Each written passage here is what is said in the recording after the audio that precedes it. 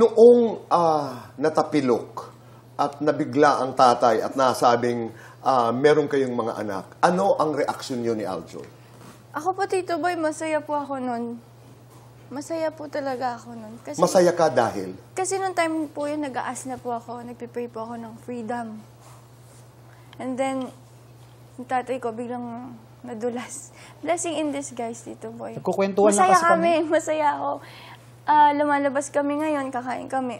Hindi kami nagtatago. Diba? Lumalabas kayo? You were saying, Jerry?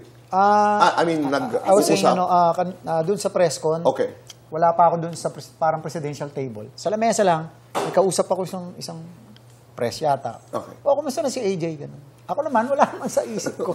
Okay na, malaki na yung mga anak. Pag ganun lang ako. Yes. Kasama nga pala sa press con yun. Mamaya, isa yun sa magtatanong. Kaya nung nandun na ako, yun na yung mga tanong nila. Sabi ko, ba't ko ba nasabi-sabi? Di bale, okay na rin yun. Sabi ko. You wanted to say something? Yes. Siya na rin po nagsabi na it's about time. Labas yun. Na sabihin na. Yes.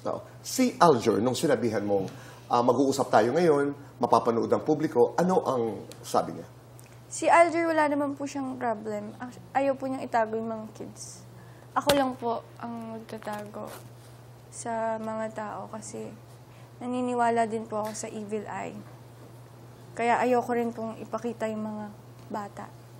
Ayaw mong maapektuhan yung Yes, mga bata. ayoko po. Pero may kinalaman ba yung ayokong malaman ng mga tao na may anak ako dahil baka baka mawalan ako ng career? Ay, hindi naman po, Tito Boy. Hindi Yung doon. mga boss naman po, alam naman po nila. Mga endorsement ko, alam po nila. Paalam po ako. Binibigyan po nila ako ng time. Sa Viva, alam naman. Yeah, alam naman nila. Okay.